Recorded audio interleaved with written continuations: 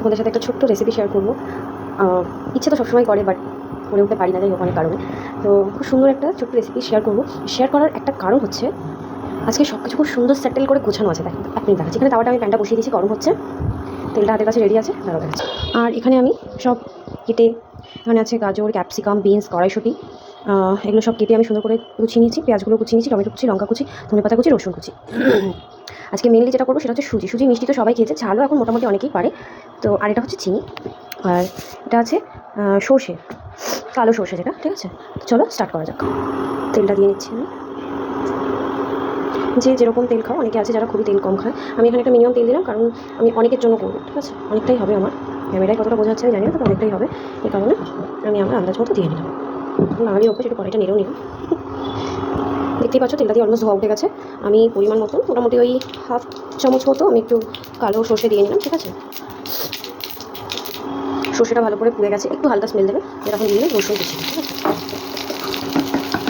রসুন কুচিটা নিয়ে দিলাম, একটা হালকা লালচে ভাব চলে এসেছে। এবার আমি এতে দিয়ে দেবো পেঁয়াজ। কারি পাতা থাকলে খুবই ভালো হয়, বাট আনফর্চুনেটলি নেই কারি পাতা। এটা হালকা লাল লাল হয়ে গেছে, পেঁয়াজটা দিয়ে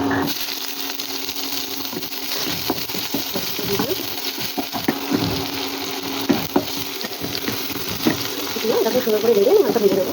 এখানে এটা একটু লাল লাল হচ্ছে, একটু ভেজে দেবো। সেটা একটু বাড়িয়ে দিচ্ছি। তোমরা তোমাদের তাপমান অনুযায়ী বা গ্যাসে যেভাবে খাবে সেটা বুঝে করবে।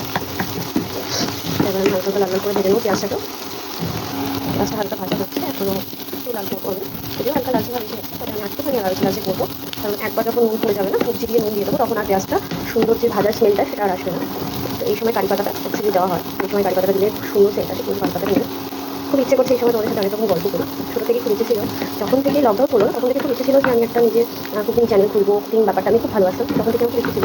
কিন্তু আমি বড্ড বোকাশোকা ছিলাম, মানে এমনি বোকাশোকা নয়, তবে এই ফোন চালানোর ক্ষেত্রে একটুখানি বোকাশোকাই বলা ভালো। কারণ আমি খুব ভালো করে একটা ফোনে যে ভিডিও করতে হয়, এডিট করতে হয়, তারপরে ওগুলোকে কী করে আপলোড করতে হয়, এই ব্যাপারগুলো জানিও না, পারিও না। তো এই বর্তমানে আমাকে একজন চ্যানেলটা খুলে দিয়েছে।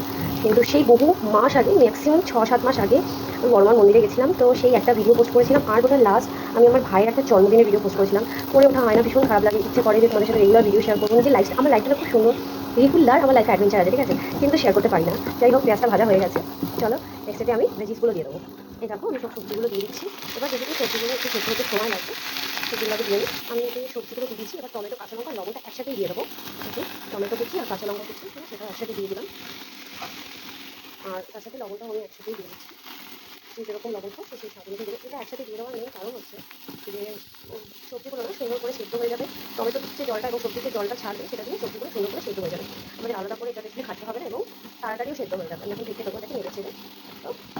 তো সুন্দর লাগছে না, মানে কালারিং সব সমস্ত সবজিগুলো, সেটা সবজিগুলোকে সুন্দর করে নুনটাকে মাখিয়ে বসিয়ে দিয়েছি। এবার আমি এটাকে একটু ঢেকে দেবো। এটাকে আমি ঢেকে দিলাম। এটা হোক এখন ম্যাক্সিমাম 5 মিনিট হোক, তারপরে তোমাদের সাথে বাকিটা আবার পরেতে শেয়ার করবো। তো চলো এবার ঢাকনাটা খুলি, এবং আমি মাঝখানে এসে দুবার নেড়ে গেছি, কারণ হতেই পারে নিচেটা একটু লেগে গেল, ওপরটা সেদ্ধ হলো, আমি দুবার নেড়ে গেছি খুলে। তো এখন আমি আলটিমেট পুরোটা ঢাকনা আমি এখন খুলে দিচ্ছি। এবার বাকি যেভাবে করার প্রসেসটা আবার কন্টিনিউ করবো। তো আমাদের সবজি মোটামুটি সেদ্ধ হয়ে গেছে, ঠিক আছে, মোটামুটি সেদ্ধ হয়ে এসেছে। এবার পরে দিয়ে আমি একটু ফ্লেমটা কমিয়ে দেবো। এবার হলুদ দিতে হবে, পরিমাণ মতন হলুদ ছাড়াও করা যায়, কেউ হলুদ ছাড়াও খায়। আমি একটু হলুদ দিয়ে দিলাম, রঙটা সুন্দর হবে বলে। আর একটু চিলি ফ্লেক্স দিচ্ছি, যেহেতু চিলি ফ্লেক্সটা না দিলেও হয়, কাঁচা লঙ্কার পরিমাণটা কম রয়েছে, তো আমরা একটু ঝাল খাই, কাঁচা লঙ্কাটা অনেকটাই কম রয়েছে, এই কারণে আমি একটু চিলি ফ্লেক্স অ্যাড করছি।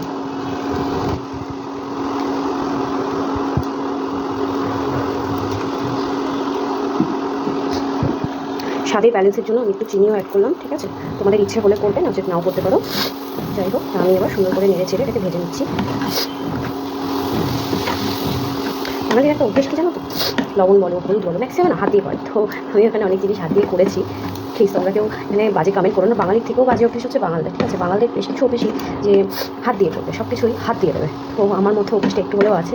ঠাকুমাকে দেখেছি তো এইভাবেই রান্নাবান্না করতো, তো সেই কারণে আমার মধ্যে অভ্যেসটা একটু রয়ে গেছে। ফ্লেমটা একটু বাড়িয়ে দিই, এবং এবার আমি সুজিটা দিয়ে দেবো। এর সাথে সুজিটাকে আমি হালকা কষিয়ে নেবো। আর একটা প্রসেস হয়, সেটা হচ্ছে তোমরা চাইলে সুজিটাকে আগে ভেজে রেখে দিতে পারো, এই কষানোর সময় আবার হালকা কষিয়ে জল দিয়ে দেবো।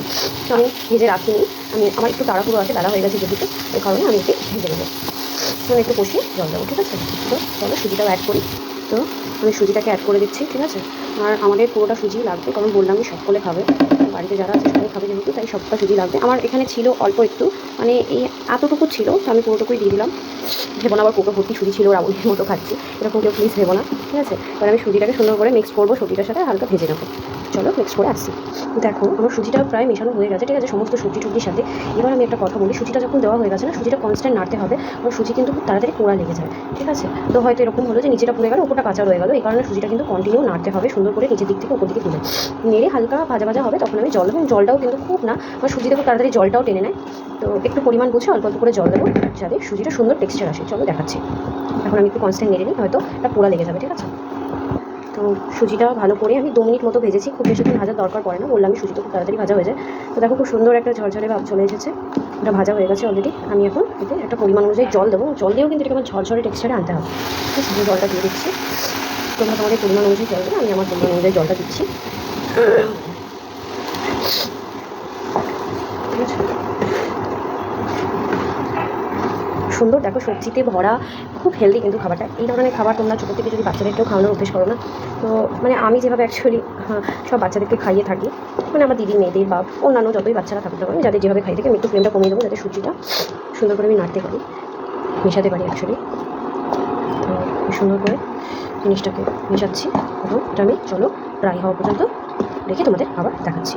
সুন্দর করে নেড়ে নিচ্ছি, এক জায়গায় সেদ্ধ হবে, এক জায়গায় সেদ্ধ হবে, ওকে। তো আমার অলমোস্ট এটা হয়ে গেছে, ঠিক আছে। আমি এখন জাস্ট একটু ধনেপাতাটা দেবো। আর দেখো এটা কিন্তু এরকম আঠালো টাইপের হয়েছে, ঠিক আছে, এরকমই হয়, শুধু সুজি, তোমরা তো জানোই। তো এটা হয়ে গেছে প্রায়। ধনেপাতা কুচিটা একদম নামানোর সময় আমি লাস্টে দিয়ে দিলাম সুন্দর একটা স্মেলের জন্য।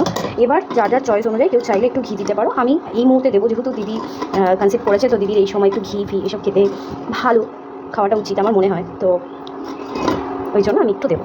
আমি জাস্ট 1 চামচ দিয়ে দিলাম, দিয়ে এটা সুন্দর করে নেড়ে নেবো। ফাইনালি আমাদের এটা ঘি ফি দিয়ে ধনেপাতা দিয়ে নেড়ে চেড়ে খুব সুন্দর একটা স্মেল দিচ্ছে, ডান। চলো আমি একটা প্লেটে সার্ভ করে দিদির জন্য নিয়ে যাই। তো কারেন্টটা চলে গেছে, এই জন্য এটা সুন্দর দেখা যাচ্ছে না, চলো যাই।